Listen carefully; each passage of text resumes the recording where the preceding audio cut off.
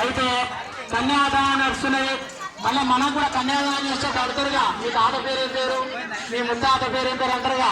కాబట్టి స్వామివారు కూడా తాత ముత్తాత తండ్రి ఉన్నారు కదా, వాళ్ళకు ఒక గోత్రం ఉన్నది. ఏం గోత్రం అయ్యా అంటే చతుస్సాగం గోత్రం మన శుభం భవత యతుశాఖ శాఖాధ్యాయే. అంటే స్వామివారు ఏం చేసుకున్నాడంటే యజుర్వేదం చదువుకున్నాడట.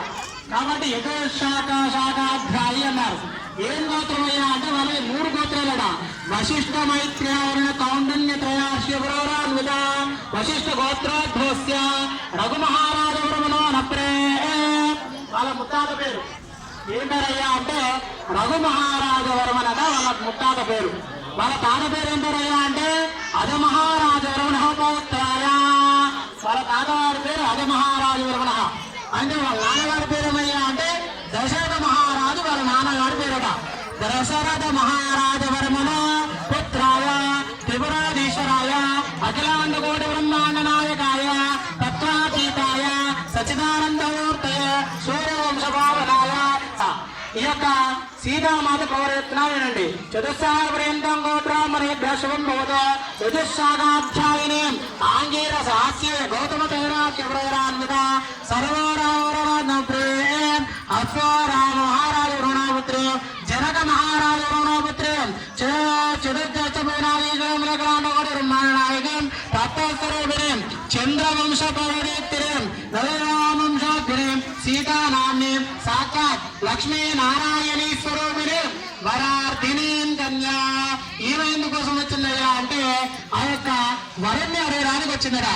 కాబట్టి ఈ యొక్క ప్రవణ విధంగా ఓం ధర్మేచ చెప్పండి, అందరూ చెప్పండి. ధర్మేచ అర్థేచ కామేచ మోక్షేచ నాతి చిరామి మయా సహ దశపూర్వేషాం దశాపరేషాం మత్వంశానాం మాతృవంశానాం నరకాత్ ఉత్తీర్య శాశ్వత స్వర్గలోక నిత్య నివాస సిద్ధ్యర్థం సాలంకృత సహి హిరణ్య ఉదక పూర్వక కన్యాదానం అహం కరిష్యే.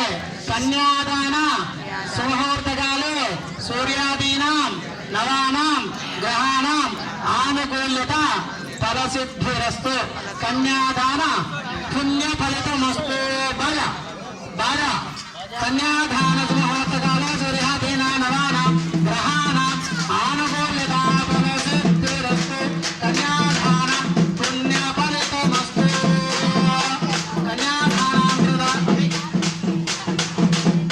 కన్యాదాన పుణ్య ఫలితమస్తు. అందరి మీద ఈ యొక్క కన్యాదానం చేసిన నీళ్ళు చల్లడం జరుగుతుంది. అందరూ స్వామివారికి నమస్కారం చేసుకుని మాంగళ్య పూజ అయిపోయింది.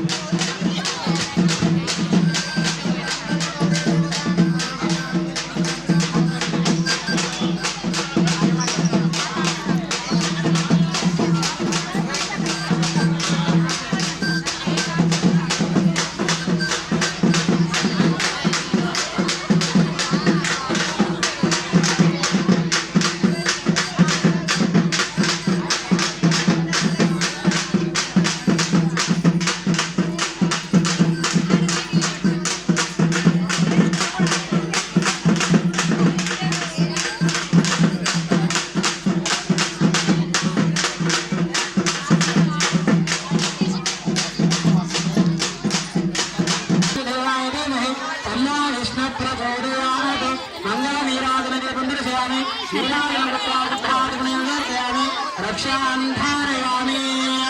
ఒక మాంగళ్య గౌరీ దేవత సుప్రసన్నావరదా భవతు. అందులో ముడి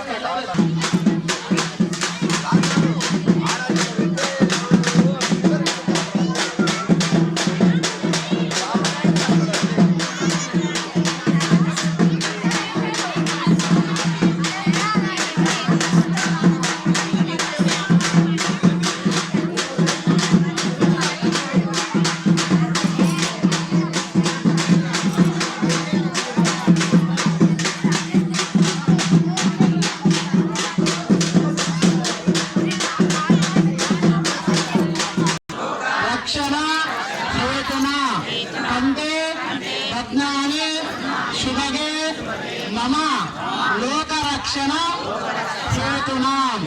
అంటే ఏం చెప్తున్నామంటే ఈ యొక్క కన్యాదానం చేయడం లోక సంరక్షణ, మీ యొక్క మనసులో కోరికలు నెరవేరాలని, మళ్ళా సంవత్సరం వరకు మీరు అనుకున్న కోరిక నెరవేరాలని ఆ యొక్క స్వామివారికి నమస్కారం చేయండి.